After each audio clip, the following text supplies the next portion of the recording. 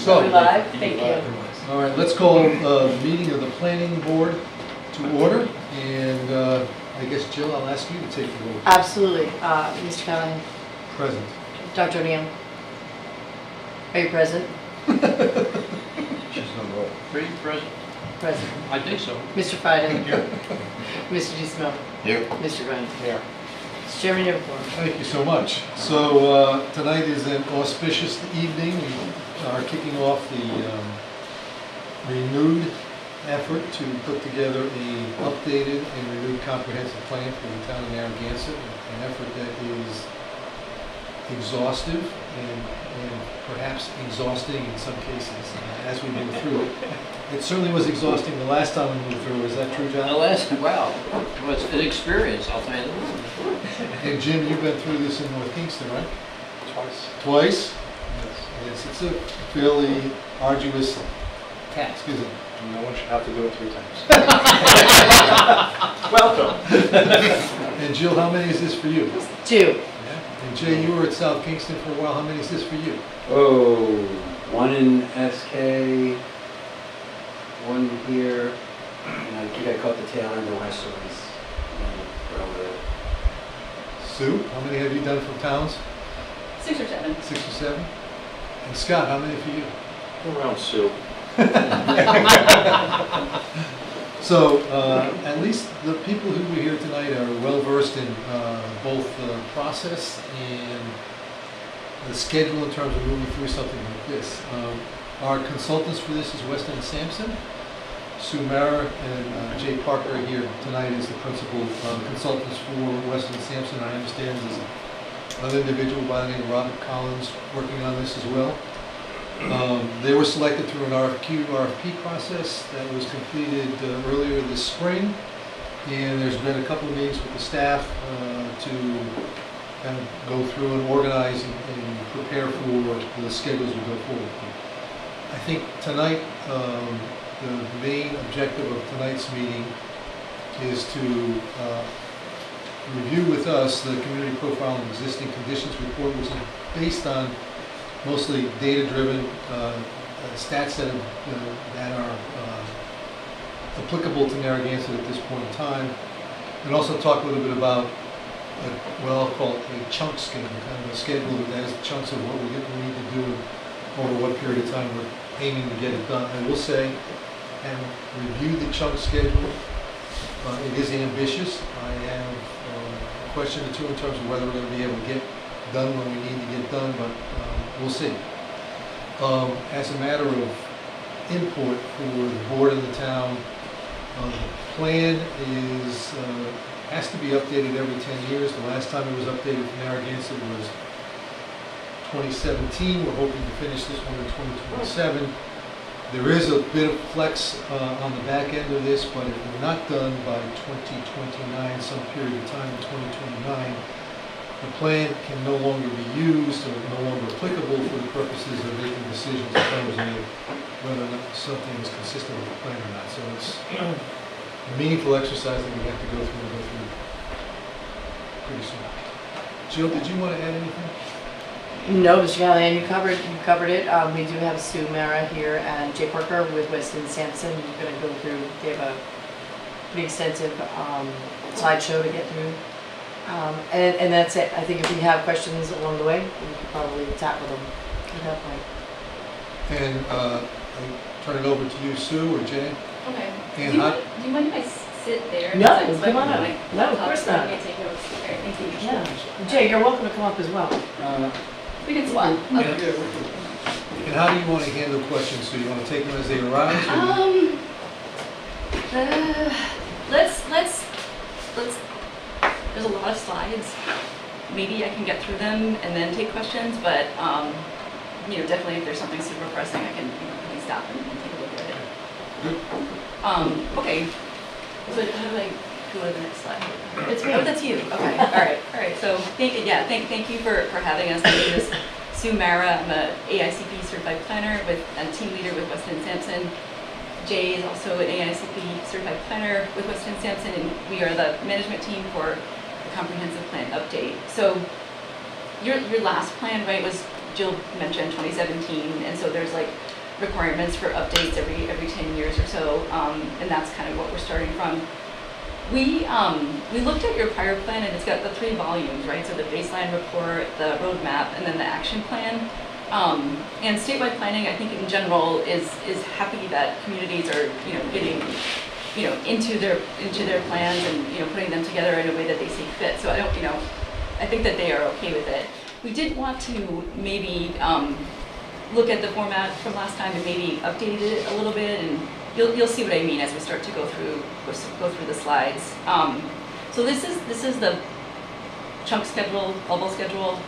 It is ambitious, and I want to be clear too that like that January date gets us to the point where like you can begin the local approval process, which precedes the state approval process.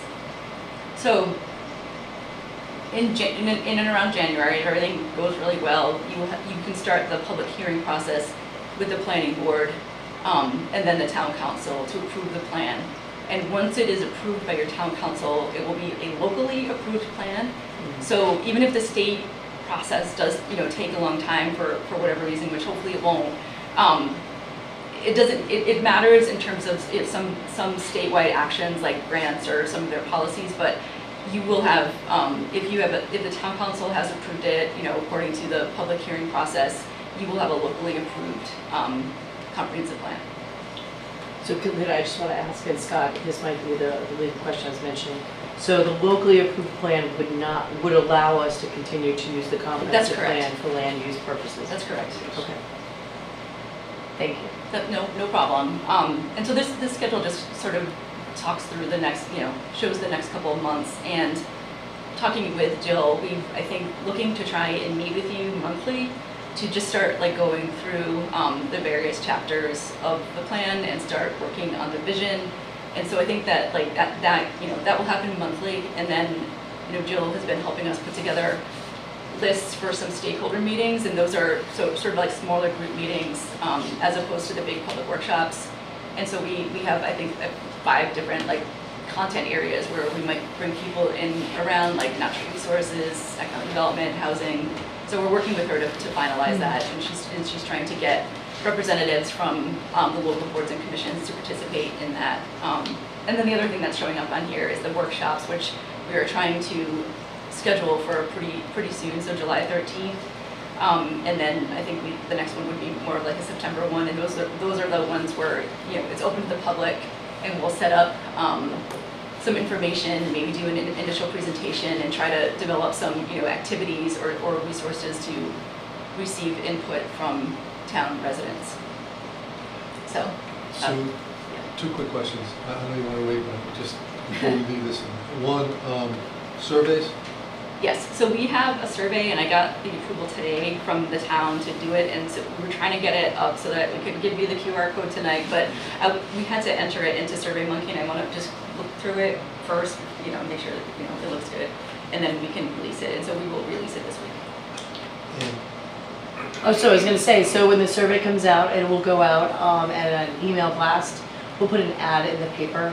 It'll go on all of our socials. It will go on as a flash on the town's website, and we're going to have postcards made up where we can put it out at the library or local restaurants, wherever we can put postcards, coffee shops. Is that, all these neighborhood groups, and whatever the titles, are they all notified, or is this, we do this in a general sense like you're describing, and hopefully they're paying attention? For the survey, you mean, Dr. O'Neill? Or for the comprehensive plan update in totality? In its totality.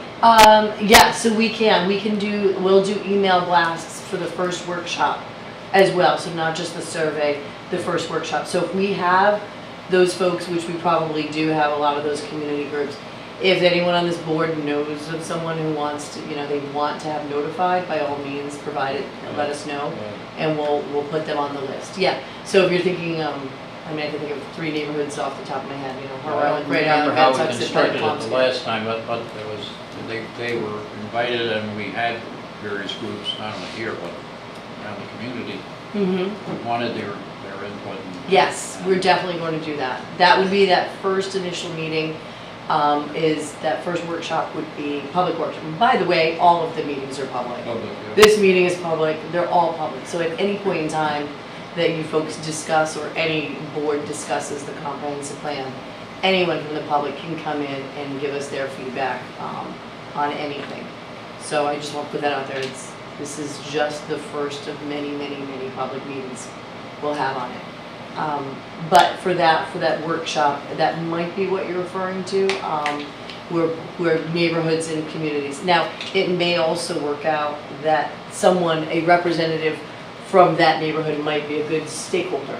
Like if we're talking about neighborhoods and housing, maybe we want to pull a couple people from different neighborhoods, you know, north end of town, middle section of town, and south end of town, if there's neighborhood associations. That doesn't mean other people can't give their input, No. but stakeholder groups are generally smaller.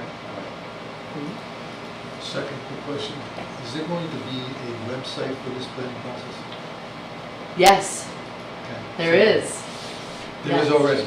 There is, yep, so we were waiting for the QR code for the survey, we'll put that up. We'll So put that up people too, will thank be you for able- reminding me. people We will have be it, able- we have it under progress right now, so we'll get that up as soon as the People will survey be goes able up. to track it in real, people from, any citizen can track it from the outside. Yep, it'll be a link on our page. Good. So we could put, you know, this presentation up once Sue gives it to us. We can put this up, we'll put the QR code up, we'll put all of the. The all of notice for the public meetings. Yep. Good, thank you. Okay. Okay, next slide, please, Jill. Yes. So, since we initially were awarded the job, we've been working with the town, and then also starting to pull together the information for like that initial piece, the baseline report, understanding what's changed since 2017, and also like trying to identify like current issues and current trends. This is our first, so in this meeting, we're gonna show you what we pulled together in terms of what we call like the community profile. So that's some just demographics, some housing information, a lot of census information, hopefully supported by some local information. We wanted to sort of talk through it and show you sort of what we found, and then we will send it to you and look for, your thoughts on, we think there's this trend, and maybe locally you're like, no, that doesn't really make sense, and whatever. So we wanted to sort of just go through and show you what we found, and then we can provide it for you, and you can provide it back to us. And so this isn't all of the existing conditions. Like there's a couple more areas. Like there's like your land use existing conditions, and then also your local public services and infrastructure, and then there's sort of a category around resilience and sustainability. And I will talk with Jill on that. I think it makes sense to pull those in, not all together, but like then after tonight maybe we start going chapter by chapter and focusing on like natural resources or economic development or housing. And so today is just your sort of first look at some of the updated demographic information. And what we did was two things. We looked at the last plan and tried to pull forward a lot of the information from that so that we could show good trends, and then also looked at what the state requires in terms of like data and information, and make sure that we're providing that the information that they require. Next slide, please. Keep going. All right, so regional context. I don't want to spend a lot of time on this slide. Basically pulling information from the last plan, and in general, regional information about Narragansett, like where it sits in Rhode Island, how it's connected to some of the other communities. Next slide. Some information on how Narragansett compares to some of its neighbors in Washington County. And there's a couple of interesting things here. Let's see, it's like Narragansett is the 4th most populated municipality in Washington County, but it's the only one showing decline in population. It's also the most densely populated in the county. So those are some sort of information that about how Narragansett is different from maybe some of its neighbors in the county. Next slide, please. Okay, so population. This graph here is just showing population trends, and like it's a different color and it's hatched in the middle that sort of is meant to show like that peak growth area between like post World War to like 1980 was sort of like a period of like a lot of development for Narragansett, and then there was another increase, and then I think since 2000, like there, I think we talked about this at our initial meeting. This is not a surprise for anybody. As Jay says, I don't think any of the information that we have tonight is going to, shock or anybody. But the population is declining, and I think you're aware of that. And so, we're hoping to pull together some more information about, maybe why that is, and is it a good thing, is it a bad thing? Next slide, please. So the population projections that statewide planning had put together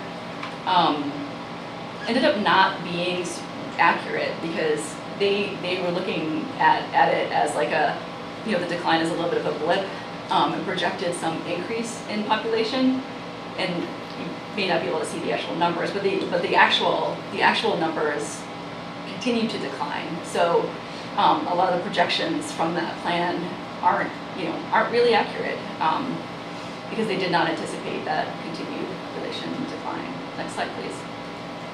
So, I know we talked about this a few times previously. Like the seasonal population is something that is like unique to Narragansett and to other coastal and tourism-focused economies. We're hoping on this one to get to see what sort of local information and data sources we can use to pull this in, because the census doesn't really get at these sort of finer points of the seasonal population versus the student population, which is another big unique factor for population in Narragansett. So on this slide, I'm hoping the ones that we highlight, Jill, are the ones where like, okay, if you guys have a local source, I don't know if there's like a registry of like absentee property owners, or like if they rent, I don't know, there may be some way to capture that data locally through licensing or registration or something. We do a rental registration that we can access and see how many properties are registered as academic or seasonal. So and they say, and are they sometimes both too? Yes, they are. But not all of them are both. Not all of them are both, and no, sometimes they're just one. Sometimes they're all of them. Sometimes they're all of them. Yeah, sometimes they're academic, they're summer seasonal, and they might be short term. So. And I just want to add to Sue's point that there are different ways of kind of going about and trying to calculate this. I believe in the last plan they looked at some of the beach information, but one other way of doing it also is looking at the wastewater treatment outflows during certain times of the year, and projecting them based on certain assumptions and populations. It might work partially in Narragansett because you're partially sewered, but clearly there's large areas that so there's different ways of looking at it, which is kind of why we have this up on the screen. This is certainly an interesting statistic for this town, and to try to come up with some good ways of quantifying it, because it's not, like Sue said, it's not in the census. It's not readily available data. Like the census has like a very, basic set of data which we can use, but this is sort of like another layer that we'd like to pull in. Next slide, please. The age composition, probably not a surprise to anyone here. It's, a lot of communities in New England are aging, and Narragansett appears to be aging as well. The median age has increased, and if you go to the next slide, I think we have some additional sort of a graph that shows basically like all of the older adult and senior categories show a pretty good increase, but you're showing a decrease on the youth and the young adult and the adult. So it seems like you're getting more older adults and seniors and less families, and we're going to talk a little about schools, and that you can kind of maybe see that in that data too. Next slide, please. Right, so as you would expect from a population that's getting older and, having less younger adults and younger kids, the school enrollment is also declining. And we want to meet with the school department to sort of true this up a little bit, but again, this is not unique to Narragansett. I don't know, this is necessarily something that's like, because you're a coastal or tourism community, a lot of the communities we work with are in the process of trying to figure out what to do with the old schools because, the population has declined and they're consolidating. Next slide, please. So this stayed pretty steady. There's not a lot of diversity in Narragansett. To get slightly more diverse from, I think, last time to this time, but in general, not so much of that kind of diversity in town. Next slide, please.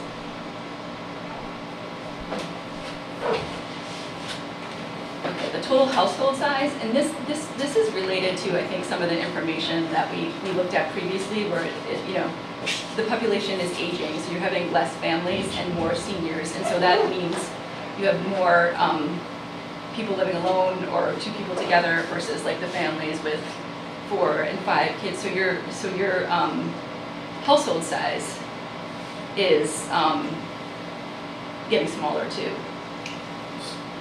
Which is interesting because a lot of your single family housing stock has a lot of bedrooms. But I wanted to talk about that a little bit too because I'm wondering how much of that is also because of the rental pressures with the students in the seasonal rental, having larger homes that have multiple bedrooms. But next slide, please.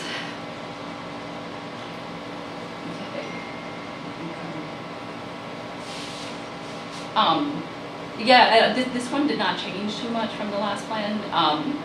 In general, Narragansett compares well against the state, but not so much against your other Washington County communities.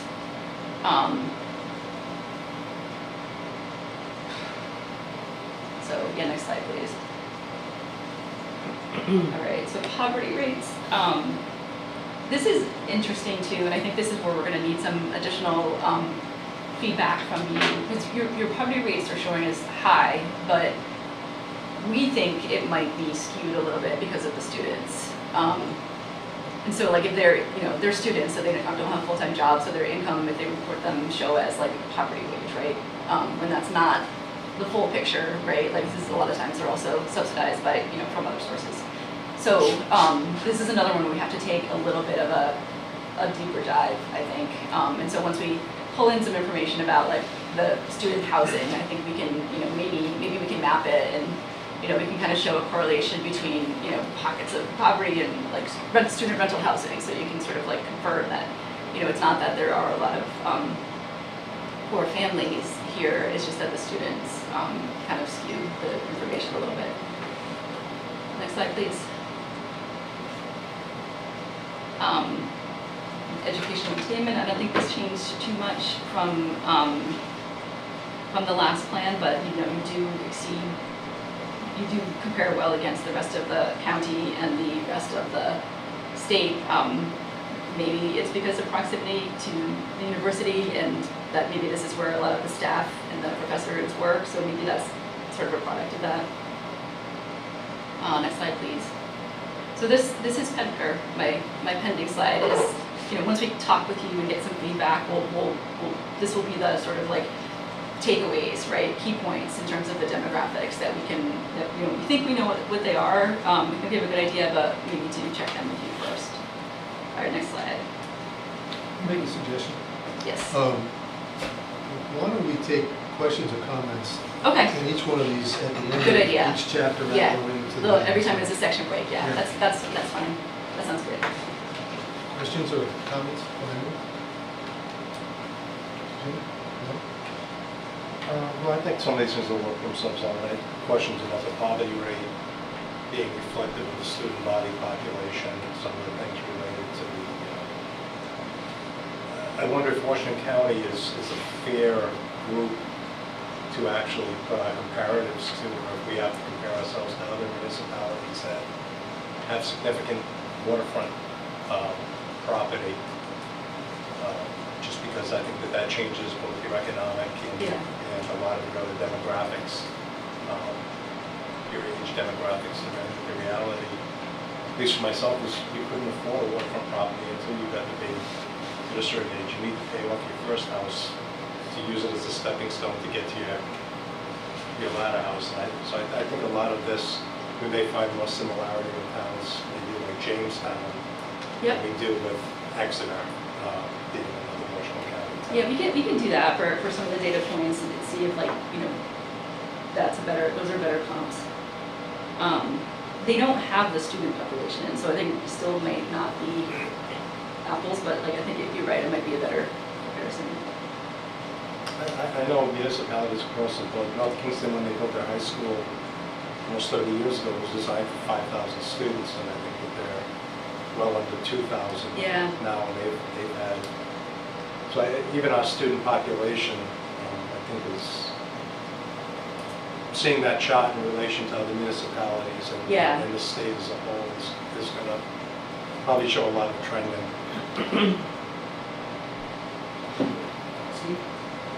No surprises here. We have a large student population, we have a large rental population, and we have a large aging population. Yep. Surprise, surprise, because nothing's changed in 10 years. Right? That was the synopsis of the last Well, plan. it's gotten, I don't want to say worse, but the trends from that More was just pronounced. emerging, and I think now they're, they've progressed. Not as much building as there was the 10 years before the That's last right. plan. That's right. If That's true. everybody, nobody leaves their house, or less people leave their house, there's less houses available for younger people, and half of those houses get bought up by renters Yeah. or investors. So I'm not surprised. Rupert? So a couple things. I think when you look at school enrollment, you have to look at local enrollment versus, we have a lot of out-of-town enrollment in Narragansett. Oh, like pathways program at the high school. Yeah. Okay. We can work with the school department, ask them for that data, I think. And I think the household size, so anecdotally, looking around my neighborhood, well, 2 points. One is, so there's a person in town who has done a lot of demographic work for bonds, for municipal bonds, and he looks at Narragansett and he sees a really high trend toward second homes, and he sees a really high, the senior population, he says Narragansett senior population is comparable or higher than like senior communities in Florida, which he finds really interesting. But I think when he sees second homes, and I think we were talking about this with the sewer and water issues. In my neighborhood, houses that were family homes are being bought up by people that use it as second homes. And when they're using it as second homes, it has a lot of people in it. So it's not like a family house, like the house across the street from me. The family that raised 3 sons in it, and it was used as a student rental and had 5 or 6 college kids in it. They doubled the size of it in the last year. And this weekend, there were probably 10 cars there, and all family members. So it's not being rented, but it's very large occupancy. And I see that in other houses in the neighborhood that are being used as second homes where there's really high occupancy. So I think that impacts our sewer and water information. So just some initial thoughts there. But I'm just asking, but they're not there all the time, right? It's like, I know they don't have. Right, But they, no. but they probably contribute to like, some of the Peaks, peaks. yeah. Yeah. Yeah, so, we were talking about this with wastewater treatment. I did some planning for a major football stadium enlargement, and the town's wastewater treatment plant couldn't handle half-time flush. Yeah. And that's sort of where we are, Yeah. Our I don't know, July 4th weekend flush. 4 weeks in summer, we Yeah. need a holding tank, right? Yeah. Yeah, I just commenting on the number of children, other than Steve, people aren't having babies in this country. And it isn't just here, it's throughout the country, everybody knows knows the numbers. If I was back in the baby business, I'd be looking at a sideline, right, to make a living. I mean, that's the real world. So I think as part of, the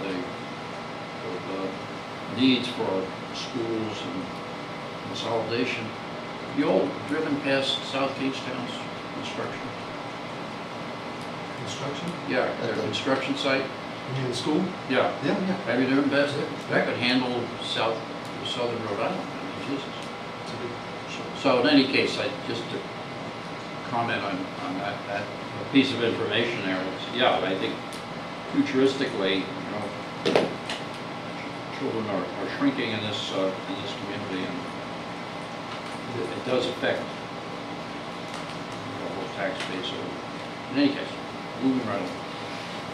So, Sue, just a couple quick things. The census data is from 2020 or 2024, or some combination of the two? Some combination, and some of them we use the 2020, and then some we use the American Community Survey, which is the smaller sample size. Yeah. So it would be helpful when they're presented to indicate which is which? Yeah, I Okay. think that should be on there. Yeah, each slide, each graph has a You really source. just can't see it from here, but we do Fine. have, we do have that. Yeah. Like, so for instance, this one says source ACS, which is the American Community Survey, 2024 5-year estimates. Okay. In terms of density, how was that derived? Was it population by per square mile? Or how was that derived? That was from that Washington County one. So yeah, probably population per square Because mile. density has a meaning in this community that I just want to, as we talk about things, I'm trying to be sure we know what we're talking about for the purposes of the plan. Yeah, I mean we can provide more information about like the exact calculation. Just what it but means.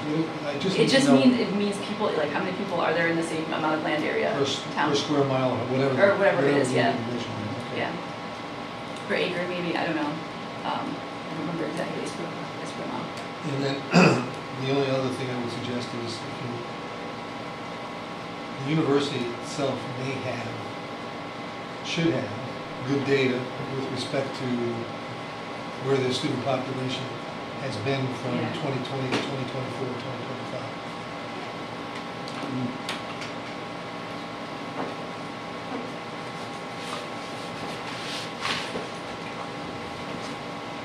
All right.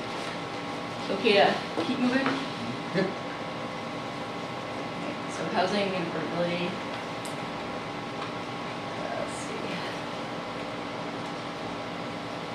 I think we mentioned this before, most of the housing types in Narragansett, and this is not just Narragansett, this is all communities across Rhode Island, are mostly single-family homes. There are not a lot of what they call missing middle housing, which is like 2 to 4 unit structures. And so, and especially in Narragansett, it seems like you have more single families than other types of housing units than some of your county neighbors and state neighbors. But what you're saying about the rental to students and like the really really high occupancy at some of them is sort of a I don't know if it makes up for that, but like to say that Narragansett doesn't have only has like a lot of single family, but not your single families don't all act like single families, like they act like sort of like group quarters or group housing. So we might think about how we frame this. But it's a nuanced situation too, because there are probably more than you would find in other communities, single-family houses that are unoccupied over the course of but for 2 to 4 weeks a Yeah, year, or but for yeah. 3 months a year. Yeah, we actually have some data on that too, but yeah, no, that is also true. Sort of like the daily versus peak thing with the infrastructure, which is the occupancy is larger, but they're only there like certain times, but that's probably the same time that everyone else in town is there too. So next slide, please. Hold on, If I may, I walk up past the Polo Club, part of my routine regularly throughout the year. I think I've seen that's got over 100, it's not homes, but they're all owner occupied, and they're not rented, they're all, it's condominium Okay. situated. Yeah. Okay, they're over on units. When I walk back and forth there, you know, I'm looking at maybe not quite half of them though. 3 lights on in the winter. So, back to the business of people who are not here at certain times of the year. Boy, that's You can see it. an example. Yeah. I don't know how you get the numbers. We have. And if you get the numbers, what does it mean? What does it mean? Yeah. What does it mean? So, I mean, it's just something as we walk through this, and just Yeah. be cognizant of. Next slide, please. So this we talked about too, right? Like the number of single-family homes with like 4 bedrooms, 5 bedrooms is, you know, you're getting more and more of those and less of the smaller ones, and that's sort of interesting because it's like opposite of the changes in demographics. You would think that with, you know, more seniors and less families, you would get smaller, you know, less housing units per single-family residence, but I'm guessing this is very much a product of the tourism economy and the student rentals. Have you talked to older folks, asked them why they like big houses? Because they like them too. Yeah, you think it Yes, like, yeah. Absolutely. What if Yeah. my kids come home? What if Yeah. my family wants to visit? I haven't talked to anybody who wants to go from a 4-bedroom house down to a 1 or a 2, Yeah. even if they're living alone. My Okay. friend's dad still lives alone. His wife's been passed on for 10 years. So that it's, rest it's, is all. you think it's just, it's It's- also a preference? Yeah, I think preferences are shifting. Even young people I talk to who have 1 kid, like, oh, I don't want a 2-bedroom house. I need more space.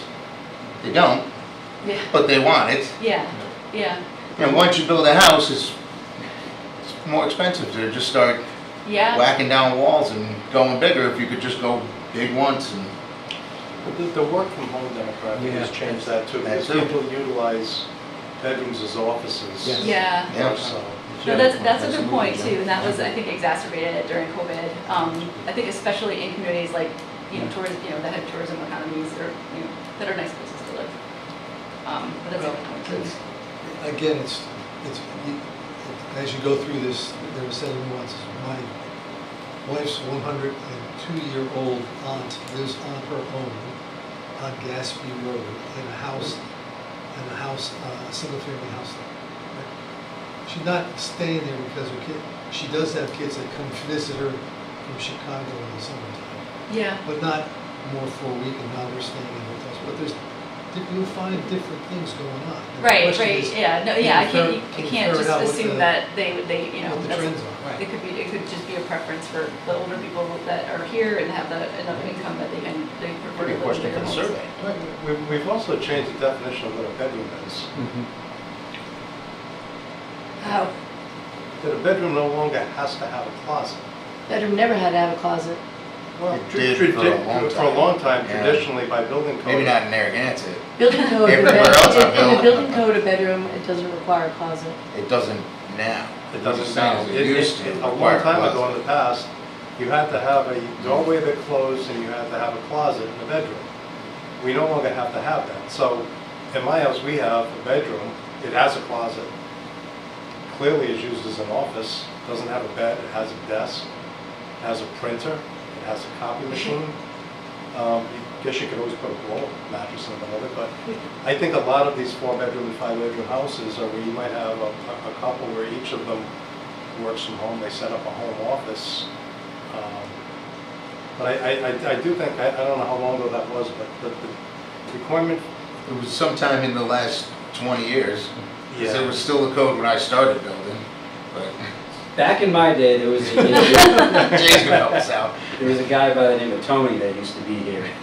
And Tony used to regularly put in restrictions on zoning decisions that kept, actually that was for doors. He did the oversized door jams, so they couldn't put a door and make it a quote-unquote bedroom.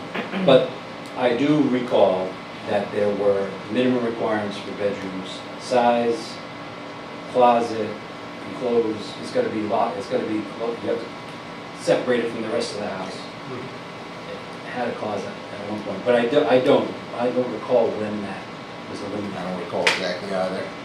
I know I built one in Jamestown that we had to get rid of a closet. Yeah, because it's, Still have a minimum size, right? 70 square feet, something like 70 that. square Yeah. feet, egress window, door that closes. yep. Yeah. Okay, Sue, Okay, next slide, please. Again, not a surprise, right? The glaring majority of housing types are single family for both owner and renter, and that's not necessarily the same thing in a lot of, especially like more urban communities. Like the renters there are preponderantly multi-unit, not single family. But that's again probably reflective of your sort of unique situation here. Yeah, the owner-occupied multifamily, it was like under 10%, which is not typical, and that's yeah. Anyway, just a data point. And so, all right, so housing tenure. This is where we start to talk about the vacancy. No, that's the next one. Okay. All right, so these figures only reflect year-round units, occupied units.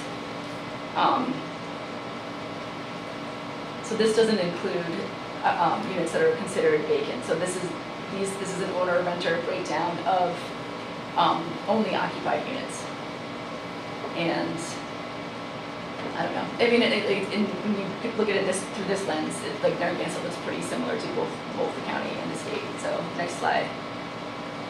But when you get to, I think we were talking about this, like the vacancy. So it looks like you have like over a third of your housing stock is vacant. Go to the next slide. And so we dug into that, and you can see it was like 90% of those vacant units are seasonal / recreational. So that number doesn't really mean anything, right?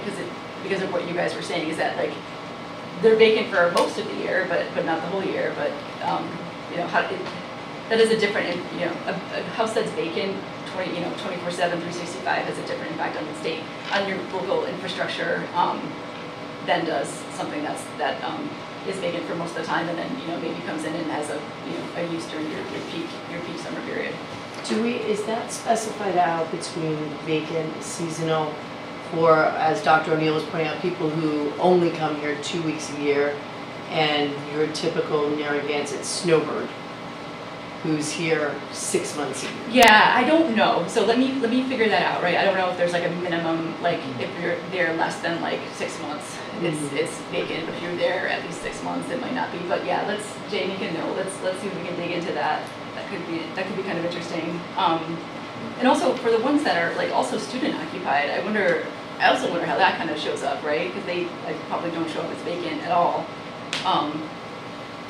Because they are occupied for most of the year, although not by the same people. All right, next slide, please. Sue, just one quick question. On the American Community Survey, I know that the census is taken in April of 2020. Is the American Community Survey as of a specific date or month? So we do it by year, but I don't know if it's by month. Yeah, we can tell you that. That's would be helpful. That's true, right? Because That'd be very how helpful. seasonal you are. Right, tenure in. What's the lowest percentage of area median income? All right, this next slide. I think. Yeah. Can you go back yet?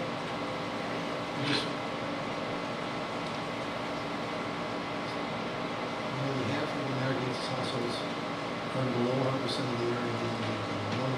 workers concentrated at the very bottom.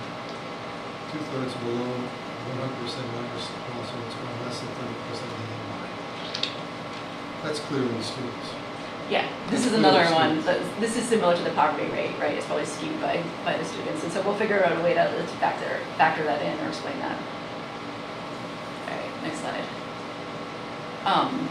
Age of housing stock, this, I think we sort of recognized there was a little bit of a boom, between the 50s and the 80s, and that's kind of clear from this slide. Next slide, please. We're also looking for some more, if we can get it, Jill, some building permit data, like local data. Sure. But we did map recent building permit information from the census, and kind of shows that like the middle part of your town is where a lot of the new development has been taking place. Like, I don't know, like, that's probably hard to see on the slide. You will be able to see it a little better, I think, when we send you the presentation. But it's basically like more development is in the central part of the town, as far as like the last like 10 years. Is there a way to differentiate between what I'm going to call truly new construction from replacement new construction? Because you have housing units that existed, they get completely demolished. It's a new building And rebuilt. permit. And that could really skew that slide between replacement housing and truly new housing units. I can tell you that there's, not in our existing system, the state is moving towards capturing a standard checklist of development types so they can get a better feel for the pulse, better feel in the pulse of what's going on in the state. But Wayne's shop, the building office, they have that data. 'Cause We track it. I was looking at the number of building permits that were demo rebuilt, and it's half or more than half the building permits in Narragansett. Yeah, and my point that I was trying to get to was that it's really dependent on the municipality as to how diligent they are about putting the building permits. We have You have, they've got it, Yeah. okay. Oh, good. Next slide, please. Home values, I mean, this home value increases are an issue that I think every community that we work in is dealing with. Particularly in the last like five years or so. So like, when we have data from 2020, sometimes it's, so, old enough that like it doesn't reflect this sort of like recent peak or spike in housing prices. Your Narragansett's median home value is higher than Washington County. That's probably not surprising. And maybe to your former point that we should maybe look at some of the housing prices in Jamestown or maybe the other sort of like tourism communities to see. But either way, housing prices are out of reach for a lot of people in a lot of places. Next slide, please.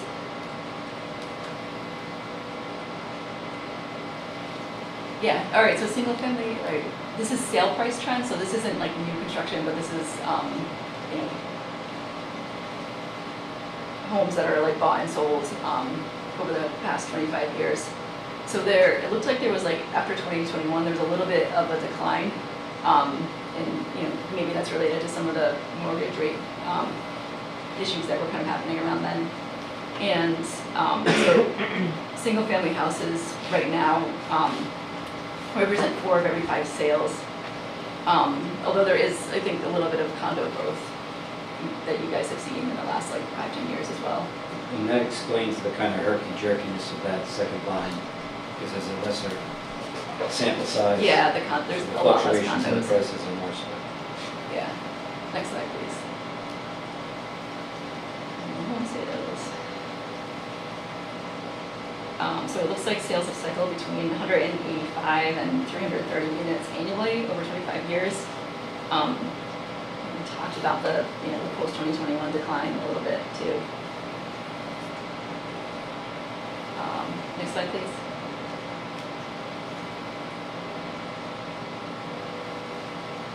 Yeah, so the median gross rents are a lot higher than both the county and the state. Again, this is probably related to your seasonal rentals, because I don't know, I mean, maybe, we may need to take a closer look at this, because you can't really compare like a, you know, a beach house rental to, you know, a regular full-time 365 rental. So we will take a look at that data to see if it can tell us anything about, you know, maybe how affordable your rents are that are not for summer communities. Do you think it's also skewed because we have a lot more single-family units and most of the rentals in Yeah. the towns are multifamily It's, units? yeah, that's also Yeah, a small definitely sample rental size. Yeah, yeah. This- When you say the rental comparison, I assume that's a monthly amount. Is there an adjustment we make for that for weekly and short-term rentals, or are they included in that? Because we have a Yeah, lot of let weekly us- rentals. Let us dig into that, like whether the rental rates that are reported, they have to have like a legacy, right? Like it's not just like a 1 week or 2 week. But let us figure that out. That's a good question. Next slide, please.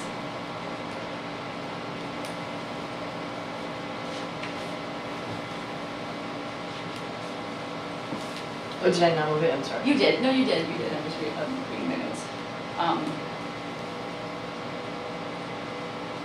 So it looks like one sort of interesting data point with this is that there are like some no rent units that are higher than some of your neighbors, and that's like a family house, I think, where maybe students stay. So maybe we'll try to understand that data point a little bit, because it's a little bit different. And there are not a lot of mid-market rentals. That's like the 1,000 through the 1,500 price point. And there are a lot more high-end rentals. Again, these are things that everybody here, I think, knows and understands. So, next slide, please. Comprehensive plan does require that the housing chapter address existing conditions in terms of your low and moderate housing. And so, I don't want to explain something that everyone already knows already, but like just like the affordable housing, right? The law is specifically looking at housing units that are deed restricted affordable for 30 years. So that's when people talk about the 10%, they're talking about those types of units. The laws did recently change to allow for your vouchers, like that your housing authority has, and for mobile homes to have like, you know, some part in making that up, which is, I think, a very good thing. But in general, what this big push to get to that 10% involves like 30-year deed restricted affordable housing. And we can talk more about this when we specifically get into the housing, because I know it's tricky and it's complicated, and it's you know, there's interesting things happening at the state level that you know, are always matching what the local experience is. But the change between 23 and 24 must be due to the state, the way the That's, state. yes, because the way they the state added passed, the voucher units and the I got all excited, I thought we made 64 that year, it was all charged up. They added the voucher units, they added mobile homes, and they'll give you an additional incentive if you have, for instance, if you have, what is it, it's 30% of your units at 60% AMI, or if you have 50% of your units at 80% AMI, your market rate units count for 1/2. So you can get a little bit of a lift there too. The trick is to try to get a developer to build at 60 or 80% AMI. So, Jill, I noticed that one unit drop off from 22 to 23. Was that something that either aged out or? Because I know she keeps saying 30-year, and other Yeah, it's municipalities probably do the- 99-year. Yeah, the 30-year deed restriction probably went away, or maybe there's one less voucher used. Like the number does change every year, and units do fall off. But as a town, I've noticed that, you know, the 30 minimum, has Narragansett required a conditioned applications to do the 99-year like some of the towns do, or you stick with the 30, or is there resistance? I'm sure there's resistance from the developer, but there always is when they hear no too, so. So that's part of the draft of your draft subdivision regulations. The state requires 30 years, but it's drafted right now. There's a note in the subregs that you have. I'm sure you're reading them at home in your leisure time. But there's a note about, in that, about changing that minimum requirement of 30 years to coming in at 99 and then letting the developer talk you into something less. Can we change that? Yeah, you can. Okay. So we wouldn't just lose in court automatically No, because we're requiring more than the state minimum? no, No. No? Cool. nope. Didn't know that. It's been challenged in the past. So there's a distinction, I mean, what you're talking about is inclusionary zoning, right? And then on the comp permit side, it's different. It's a 30-year minimum. I don't think you can go more. We don't have inclusionary zoning. Right. So that's where your 99 would come in. I don't know that, I don't think you can go 99 on a comp permit. That's the max, but I don't think you can require it. No. I But I guess know I don't know. municipalities that have quite a few. I can tell you SK has 99 years in their inclusionary zoning, and then it follows the state language for comp permits. That's probably where the confusion is. And well, less than 30. Well, that was what going through it, that was when I was trying to Yeah. keep track of which I one don't which. think you can require it.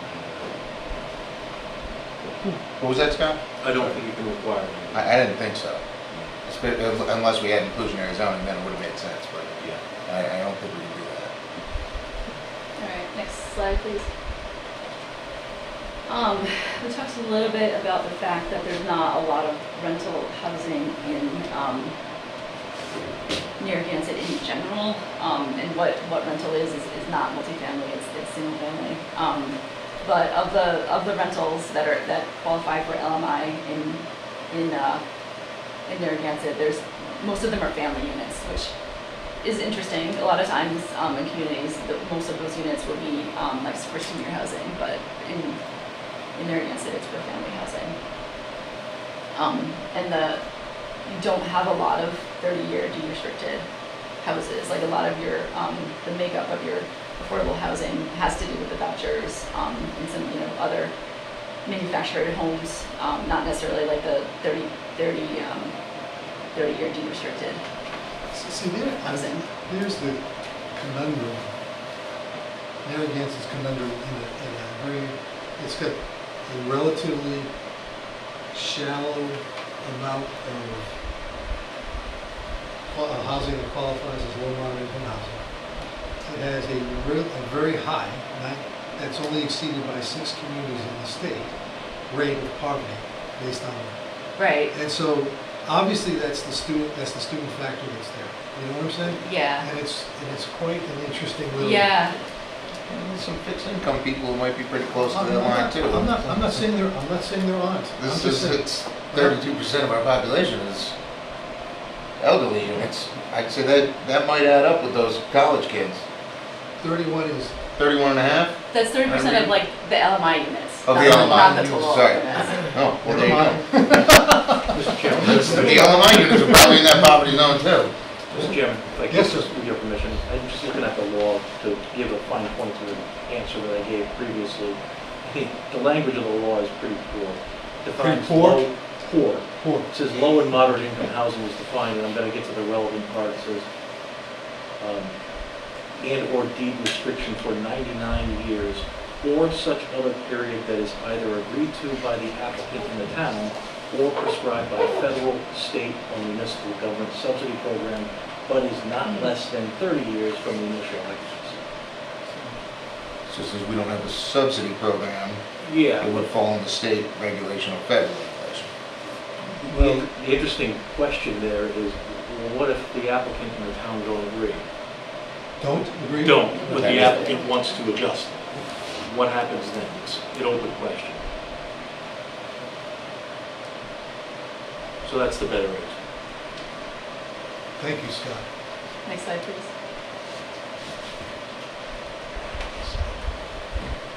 Right, so we talked about, you're about at 4.5% after they added the voucher units and the mobile home units, which is not the 10%, and that's what Jay was talking about, like, you guys all know, right? Like, so that makes you susceptible to comp permits, which can sort of roll over a lot of remaining and other requirements, local requirements. requirements, so. I think another important part of this slide too is that, like, you know, South County is, you know, Narragansett's not alone in South County with, you know, not being able to meet the 10%. So, you know, regional solutions, you know, could be a way to look at this. I don't know, but that's something we can talk more about when we get to the housing chapter and think about how you want to frame that in your plan. Next slide, please. Just a second. Just going to close the blinds on this upper. Oh, it's getting checked. Because you're waiting out, it's waiting out the. I need something tall. Yeah, taller than me. If not, I just can't stand, I don't want to No, stand no, on a no, rolling no, chair. Yeah. Do that. never mind. Never mind. Here's one that doesn't roll.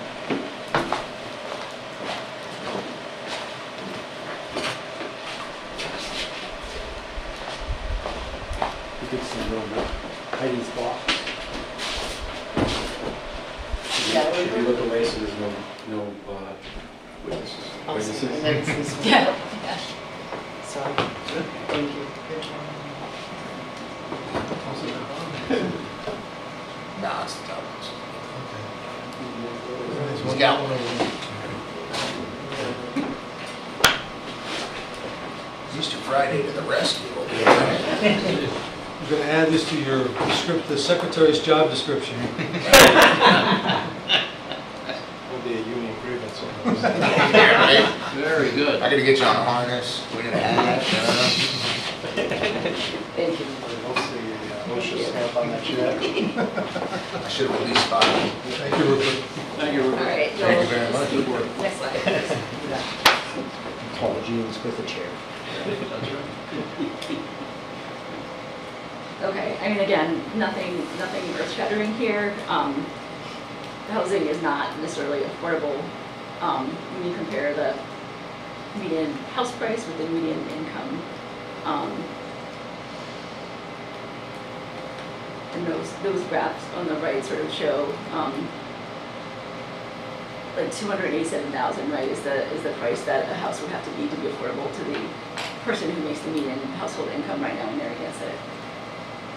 And I think the actual, and the median single family home price is $875,000.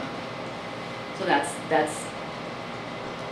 the rub, right? Like that's happening not just here, but a lot of places. So, next slide, please.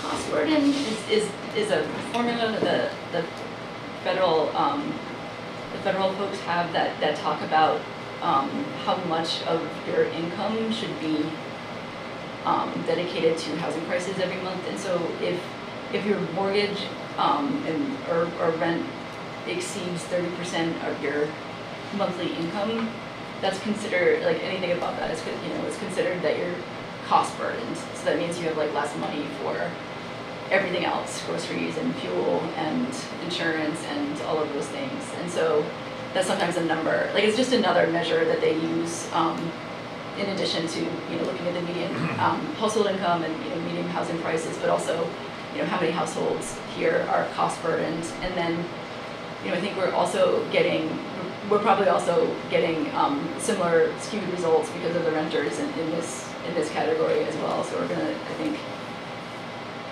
maybe look at a way to look at it that pulls that out. Next slide, please. Yeah, this is sort of interesting, I think. Like your cost burden over time. I don't know. Like it looks like it's kind of going down for everybody except for small families, which is kind of interesting because that's the population that seems to not be to be declining in terms of demographics in the local community. Okay, next slide, please. Yeah. So these are this is the list of the low and moderate income units that you have. So that 4.5% is made up of, this is the list of these units. As you can see, there's a lot more rentals and other types than there are like homeownership units. Next slide, please. Yeah, and this is one where maybe we want to talk a little bit, Jill, with like your local housing folks. We tried to look up some information on the housing authority, and we didn't find a ton online, and you know there may be reasons for that, but it'd be good to sort of like talk to them about, you know, what's their waiting list look like, you know, who are they, you know, who's coming to them, you know, asking for things, and so that might be a good conversation. Sure. Do you want me to just put you in touch with someone? Like, That's fine. Yeah, we can do that. Yeah. We don't mind doing that. Yeah. Sure. All right. Before you leave that slide, just that picture of the town of Narragansett Affordable Housing Plan revised July 2005. Okay. I thought it said 2025, my mistake. Continue. The next one is about homelessness. I think go one more, Jill. Yeah, and there are not a lot of really good state resources for tracking and understanding homelessness, obviously, because a lot of the people in that population don't stay in the same place all the time. They also don't have, you know, mailing addresses or other ways to be tracked. But we did have some conversations with town staff about, like, you know, what that looks like in this community, and it's different, I think. You know, some similarities, but a little different than some of the, you know, more urban communities. We talked a little bit about, like, people who unofficially camp all summer on you know, not registered campgrounds or whatever, and also some of the issues with the fishermen coming in after, you know, I don't know, long sea voyages or whatever. Yeah, so we have a galley mission for fishermen, which has been around for a long time, a lot longer than me, which supports the fishermen when they come back. Provides a place to stay. We have a couple of tourist courts you may be aware of, at least one in particular that I know used to support fishermen. I'm not sure if it still does, but those folks, I don't know if they would qualify as under the definition of homeless, or if they have a place to land when they get. Yeah, that's okay. I think you're sort of like identifying like an issue that you know some people are struggling with, whether, you know, they're unhoused for all the time or for sometimes. I don't know that it matters. But okay. Yeah, next slide. Just out of curiosity on that, Jill, has there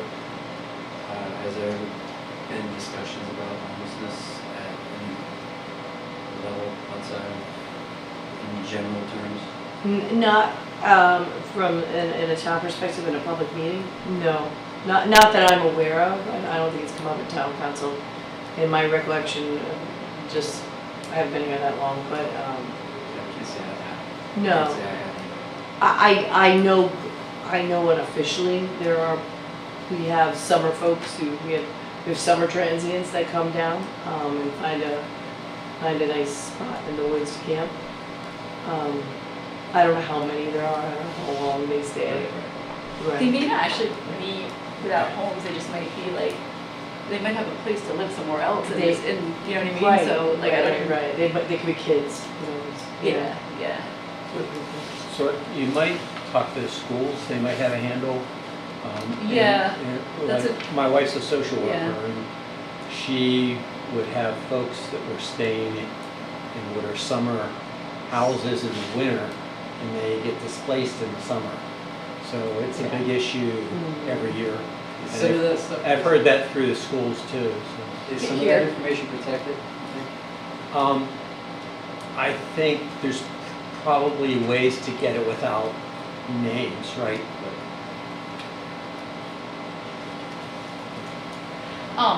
Okay, and we looked at this crane report, which the town had commissioned and I think completed in 2023, just to make sure, you know, we're pulling all that information in. And it just kind of confirmed a lot of our findings about the affordability gap. But so the median sales price in 2022, I think, was like 700,000, and it's already, even, you know, this is 2026, it's already another like $100,000, like more than that. Like, so it's just I think even that like short period, like that increase shows like just how challenging that housing affordability issue is, not just here but everywhere. Okay, next slide please. Yep, and so we talked a little bit about the changes in the legislation. I think you talked about your subdivision regs, like the state has made quite a few changes related to subdivision regulations, but also to comp plan requirements, and also, you know, how affordable housing units are counted, which was something that was, I think, a good thing. But a lot of these changes do require some attention in the comprehensive plan about how you're going to address affordability issues over the next 20 years, which we can talk more about when we get there. But I think that that's a change since 2017. I think there's a lot more focus on like specific actions and policies around increasing both housing production in general and affordable housing. Next slide, please. So Joe, do you know how many unbuilt lots currently exist in Narragansett? I don't. I think the clean report said about whether 99. I think there's probably less than that. So even if we're using another 99, if we have 99 buildable lots, we have a goal of 197 affordable units. You're not building your way out of this, is the short answer to your question. It's not, you're not building it. At SHAP one time, we had a statement made by someone, I believe it was from Barrington, related to the Four Towns Farm, that if every unit left in Barrington, if every buildable lot was built as an affordable unit, that they were never going to hit the 10%. And makes you wonder, is Narragansett a very similar spot? That we're being driven by the state to try and hit an unachievable goal. I have great news for you on that, James. If every unbuilt lot in Narragansett was built for one building, you won't get a single affordable in this town. Because it doesn't make financial sense to build an affordable on a lot that costs more than the house can be sold for. Density is the key to build, if you want to build your way out of this. I know not everybody does. Some people like it the way it is. Clearly, since even though the median house price went up $100,000, how much did sales fall in that same period? I can't remember. It was in your graph. It was. Yeah. We sold 100 fewer units, something like that. Yeah. So clearly, people don't want to leave, and I don't blame them. And we like it the way it is, and that's great. But if you put 10 on every lot, there's 1,000 units. Now the idea is, how do you get enough affordables on those units, and how do you redevelop the land that exists? The last 3 projects I've done are redevelopment projects, where I take 1 or 2 houses and turn them into 20 units.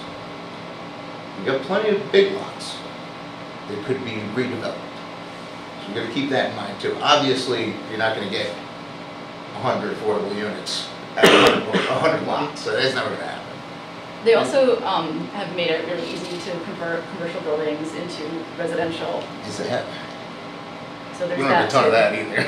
Yeah. It's all perspective too, because you could go through this effort today and actually generate the 110 unit, 90 units, whatever that you need. And then a year from now, you're going back looking at the same list, checking the ones that are coming off from 29 years ago. Yep. And you're constantly playing, you're constantly caught up in the records.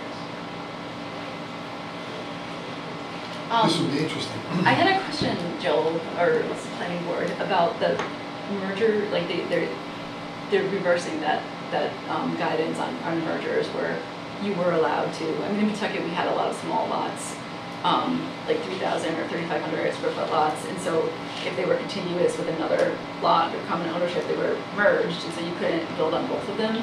I imagine, maybe in some of the little, like, summer communities, you might have some lots like that were previously unbuildable, now all of a sudden are buildable. Yeah, so there is the state, Unmerger. we refer to it as the unmerger provision, but nowhere in the state law does it say the word unmerger. So there's question about whether or not it has a reach back on whether or not you can do that. But I think the intention was to be able to, I should talk to the board, was to be able to take lots that were formally merged by zoning, meaning you have two 6,000 square foot lots in an R10 under the same ownership, they're merged by zoning, so you can get to the minimum underlying zone requirement. And if those are lots of record and that lot never went away through the subdivision or formal replat merger, then those lots still exist on paper somewhere. And to be able to unmerge those and build. You know, if you had that setup and there was a house on one side and there was a vacant lot on the other, to be able to unmerge those two lots and build. The town is in the middle of re-reviewing that law. Re-reviewing the law. Re-reviewing the law. It's a mess. Okay, next slide. And so this brings us to sort of the end of this initial housing discussion. And like I said, with the demographics, we'll send this to you. We'll type up the notes from here, see what additional feedback you have. And maybe we give you like 2 weeks, and we can update it, and then we can put together like the takeaways. And it would be great if you guys could send your comments to Jill, and Jill can send them to us. Yep, so I can, when you're ready, you send this to me, I'll send it out. Your regular meeting is what, next Tuesday? Correct. Mr. Chairman, we can talk about that, but if we wanted to put an agenda item on to talk about this, and I can, that way in case there's feedback that the group wants to hear, we can do that then, and I'll need any feedback you might have before you Okay. to go. Is it the 16th or the 23rd? It is the 16th. Okay. Good, I didn't have it in here. Yep, it's the 16th, Appreciate it. definitely. Sue, well, first of all, does anyone have any concluding questions or comments for this section? No? Okay. Sue, how many more sections have we got tonight? One more, One more, and okay. I don't know why Jay just left because he's doing this next section. It's interesting timing. Yeah, the next one is not as long. I think there's like 15 slides, so we're getting to the end for sure.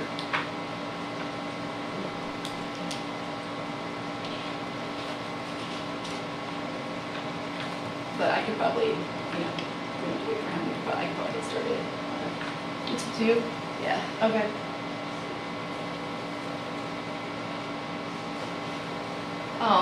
So we pulled in information, right, from, oh, here he goes. Jay, you're up. I am up. Okay. Do you want to come up here? Or do you get over there? I'm good over here. I'm not, really too much on this. Okay. These slides pick up your local workforce. Not a whole lot much more to say here. Can you go to the next slide? 20-year trends in unemployment. So I'm not sure if this, do we have the same concern regarding the rental portion of the population in regards to this? Yeah, I mean, we can definitely look at how like that student population like kind of affects it. Like if you also like you can see the COVID spike too, right? Like everyone's unemployment went up to close to 7 or 8%, in and around Rhode Island. Okay, next slide. This is reflective of the commuter trends in town. I don't know if there's anything glaring that comes No, up. but this is sort of interesting because of the student population also, right? Like I don't know, and maybe we can do some more research about like are there any transportation programs that bring students from nothing, right?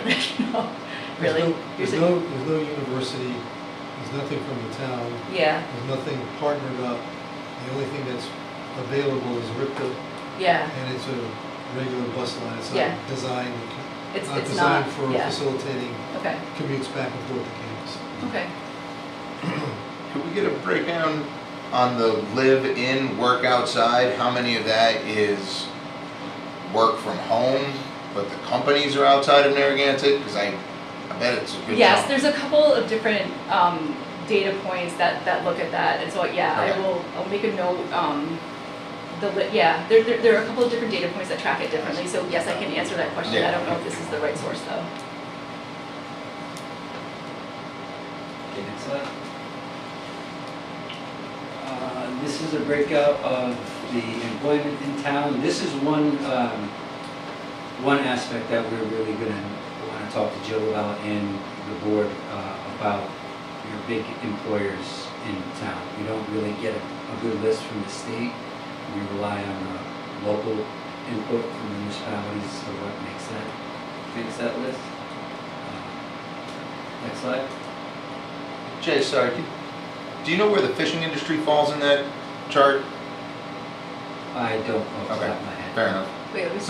Something to think about. I don't know Yeah. how many we have these days, but I just was looking at it, I can't figure out I agree with this. where they'd be. No, sometimes there's like that farming category that's kind of pulled out.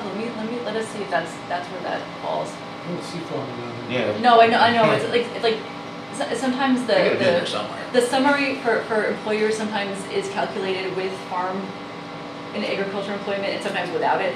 Got Yeah, makes sense. Because it's different, right? And Yeah. so maybe fishing is part of that, but we could definitely look at that.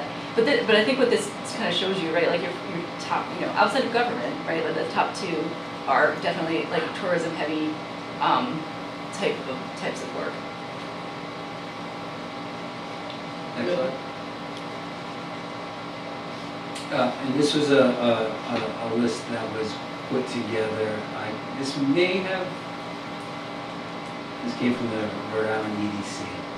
So this is, in the end, this is the types of list that we'll be looking to work with you guys on to put together and confirm if any Yeah. needs to come up. I think normally like the towns will put this together when you do your like your bond rating thing. Like there's usually like a plan that the town puts together, and like the top 10 employers are generally part of that too. So that probably exists somewhere. I can check with finance. Yeah.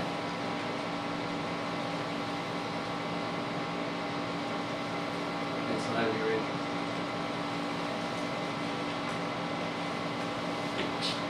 These highlight the 4 generalized employment centers in town: the B campus, North Star Industrial Park. I didn't know it was called North Star.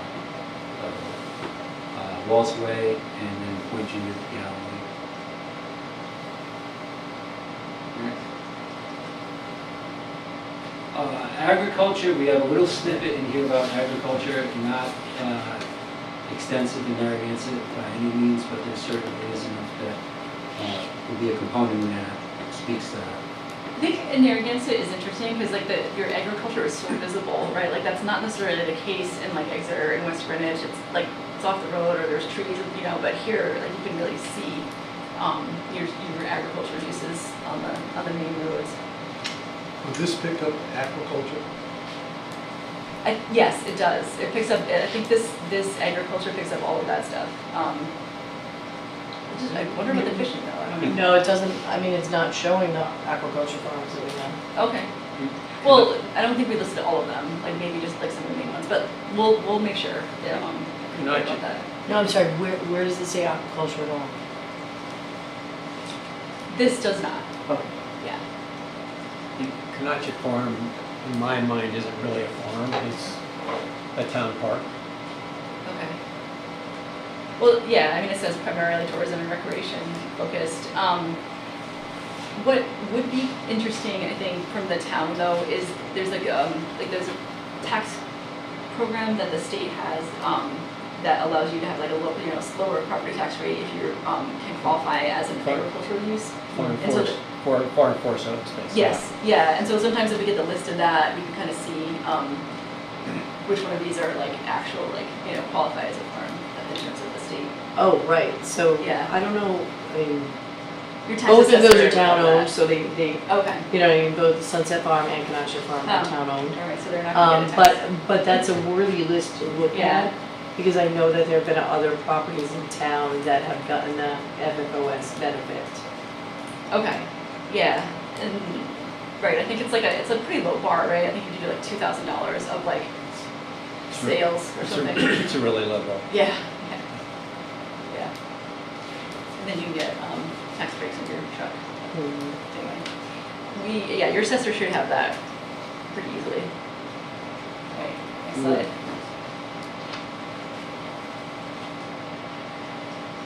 So, and Jill, again, this is where I was gonna, I haven't had the opportunity to talk to you about this, but since I've been gone, there's been various levels of engagement with EDC. Sounds like it kind of faded away and then it came back. And I was hoping to get a little background on that, because EDC has always been supported through community development. It is, we do not, that is No. not a board that my department staffs, no. But you do have an EDC? We do. I don't know how often It's, they meet. it's active, they've been meeting monthly. Yeah. Mhm. Is it staffed by anyone? I don't No believe it's staff. staffed, I don't believe No it's staffed by staff. anyone. Oh, Mhm. are they appointed or is it? They're appointed. Yeah, okay. Could, is there a way to help us understand, help the town understand, in a material way, the issue of seasonality in the economy here? You know, the discussion always focuses around the summer season pieces. There's some discussion about how much the academic year drives or what the difference between the two might be. But seasonality in Narragansett, for example, is different than seasonality in Storrs, Connecticut, where the University of Connecticut is. In June, July, and August, nothing's going on. So the ability for kind of the town center to support itself with that is really threatened at that point in time. And figuring out what to do over the course of the summer to drive the economy has always been an issue. Seasonality in Narragansett is a little different. Mm-hmm. And understanding kind of some combination of scope and depth and what I'll say, kind of what the flex is between the seasons would be, I think, helpful and All right, instructive. let's see what we can, if we can pull data that's more monthly. There may be some that the, Department of Labor and Training, let me see what we can kind of uncover related to that. So there are, we did find a list of recent economic development programs. Is the EDC the right sort of group to talk to? The group, yeah, I can contact you, sure. Who's chairing the EDC now? Jill? I don't know. Not one of the 7 boards out of my office. Might be Ralph Balsamo, you know him? Uh, I know he's on it, I'm not sure if he's the, He's on it, he's not chairing. He's not chairing. Yeah, I can't think of who chairs it, but it's not. yeah, I was just talking to him the other day, so I wasn't sure. I can pull it up as you guys are talking. We got aquaculture in here, You do? under 2, yeah, Maritime Industries. The work from anywhere, half of the people that have moved into my neighborhood that have kids at least are work from home people. We're getting a lot of that. They have a lot of that. They have kids though, it's good. Bring your kids, come work here. We'll give you an extra bedroom to make an office. Just bring your kids. Don't wait for me, I'll. Okay, figure out. Jay. All right, we can go to the next. And this was that was just a list of the economic development Can you- partners. Can you flip back to that for a second? Yep, I think this was the same one I was just on. Oh, no, There's 2. my apologies. That's with the state folks and then others, and then we don't have the EDC. The local EDC was the previous slide, but I think these are all the partners that are not local. And so if there are any other that we're missing, It's Are just, these actual partners or aspirational partners I or? think they're a little bit aspirational. We just sort of looked statewide, and Commerce Corporation has grants to support local communities. The DLT does labor training. The Infrastructure Bank does provides financing for projects too, so, Maybe players is a better word than partners. yeah, yeah, There's- or potential partners. Yeah, there's a local chamber of commerce, you know, Okay, unless I'm missing them, I don't see them up there. yeah, no, that's good to know. Yeah, we have them on the state. Okay. Do we have any, and maybe I should know this, but I don't. Do we have any Main Street associations? I'm not aware of any. I'm not either. No, like the Pier or just Galilee, Boone Street, Boston Neck Road. I'm not aware of any, I'm not but I Not either. thought maybe somebody else might. I'm Seems not- to be an informal network on Boone Street. Yes, yes, but I didn't know if like Galley is probably a better example of I'm something. not aware of anything. I'm not either, but maybe using Do you, what are the South County Tourism Council, do you guys, I mean, if you're not working on it, maybe that's also a question for the EDC. Oh no, I mean we've worked with the. They're on the list. Yeah, they're on the list. Yeah. I'm just curious if the town does work with them. Oh, it would be the EDC mostly. Yeah. Okay.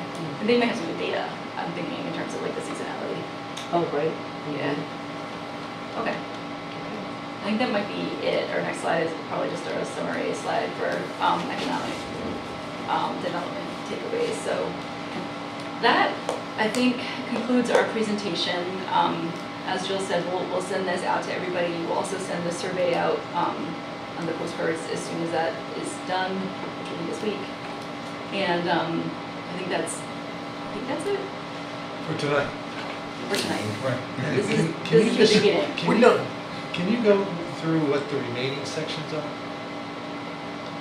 Recreation, environment? Oh, so this tonight was not like necessarily like a chapter one. This Yep. is just like basic demographic information that the towns have to include. There's land use, economic development, housing, transportation, natural resources, cultural resources. Did I say open space and Schools. recreation? Schools? Public infrastructure, and then there's like agriculture and sustainability, which, can be separate chapters or also can be woven into, I have a what I list. missed. I have a list if you want. Okay, Land use, economic development, historic, cultural, and scenic resources, including natural resources and natural hazards, infrastructure, energy and transportation, housing, and community services and facilities. That also includes recreation and open space and social services. Thank you. Questions, thoughts, comments before we We're wrap not this quite thing- done. Oh, okay. Before we go to what's next, before we're not quite done. I need to pin you guys down on some Oh, dates. before that, I just want. Yep, no problem. Anything, you good? Steve? No, look forward to getting the slides. How about, let's hold how on. about you? Yeah. I know we talked a little bit preliminarily, a couple months back, just after you guys were appointed, to talk a little bit about this. But the university's footprint in Narragansett is extensive. Yeah.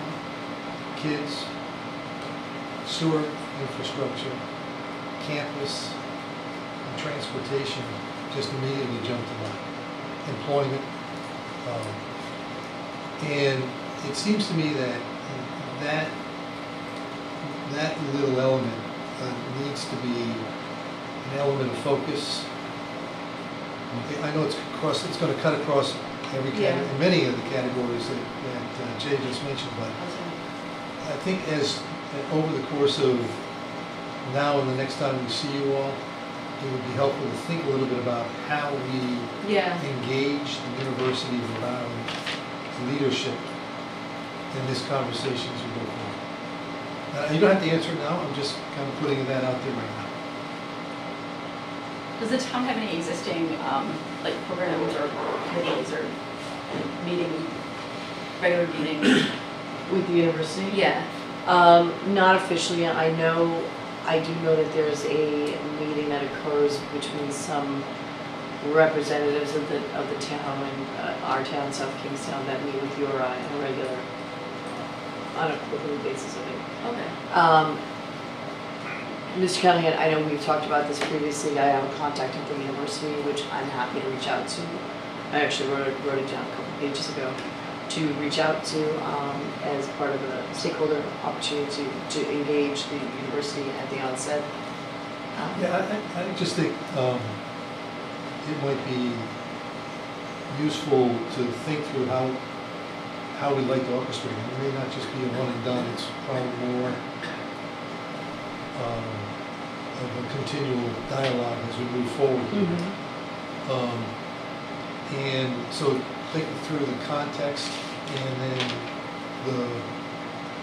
from the university who ought to be involved, if we can get them involved, I think that would be extremely helpful to this effort moving forward. Just to expand on that, South Kingstown is in the exact identical Yes, spot they as are. you guys. Yes, they are. They also have, they've had good means of communication with URI in the past through their town and gown events and some other things. But it's kind of fallen by the wayside, I'd say, over the last 5-10 years.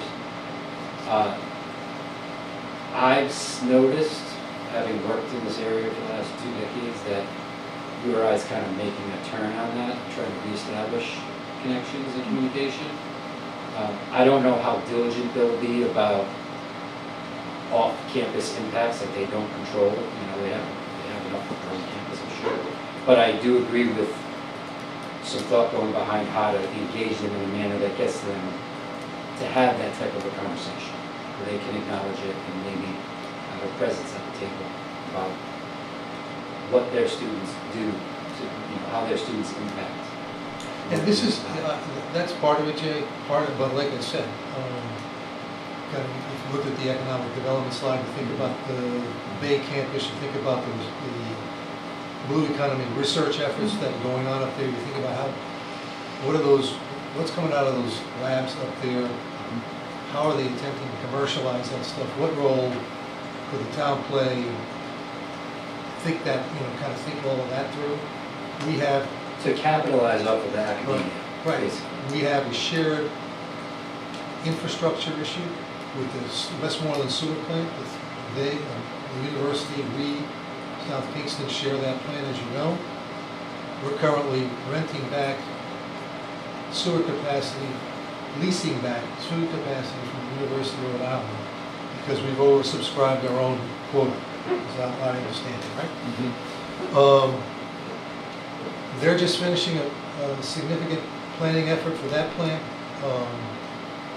So thinking through what makes sense going forward, because the current arrangement seems to be a bit one-sided right now, and it needs to be addressed going forward. So, I mean, we've talked a little bit about transportation cars. The university has an interest in curtailing its emissions, the things that they do that drive emissions. 6,000 or 7,000 students leaving Narragansett going to campus. None of them, or very few of them, and then more than one per vehicle, has a significant impact on the whole. So there's a fairly broad dialogue to have here. And it's not just relegated to impacts. No, that's right. That's right. It's opportunities too. It's opportunities too. In a prior life, At URI, we can reach out to. when I was at the University of Connecticut, for 15 of the 22 years that I was there, I led the university's efforts with respect to the town. And it was a bumpy ride for the first 5 or 6 years because the town wanted more attention than they were getting. They deserved more attention than they were getting. The university bigfooted them in a significant way. And so there was friction. There was friction. And sometimes you just need to have a little friction to say, you know what, we need to grease the skids there instead of having the friction. So I just think this is an important one, at least from my vantage point, having seen it from the perspective that I'm what it's worth. Okay, Jill. Thank you. All right, thank you. So, Jill, just a question. Would it be possible to get the slides ahead of the next meeting, just so, because I think a lot of the questions that I would have had got answered, but there may be other things if we had more time to digest them. Oh, absolutely, I'll send you, this slide deck, you mean? Even the next one Whatever. coming up, so that we might have some questions coming in. Absolutely, yes. Okay. Yeah, we were gonna send this, we might type up the notes to sort of like, you know, there's a question on this slide related to, you know, better data for, how, whatever, but we'll just send it and then we'll send our notes after. Yeah, and you can send it revised, and just draft, and if it Yeah. changes as a result of the Yeah. conversation, revise. That's fine. Yes, I can, Mr. Grundy, absolutely. All right, so, Yes, Mr. Callahan, we had a discussion earlier in the week about and I sent a notice out to the entire board asking for your availability on July 8th to have a work session with the town council, as well as, with the, under the, with the intent of bringing the council in at the onset of this project as well, this process. I don't call it a project, it's a process. And I believe y'all did say you could meet on July 8th. I'll be asking the town council, hopefully formally next week, if they can also meet on July 8th. So we already have committed to that. The first public workshop, we're aiming right now tentatively, I realize my voice is not projecting very well, I apologize, that the first public workshop tentatively will be on July 13th.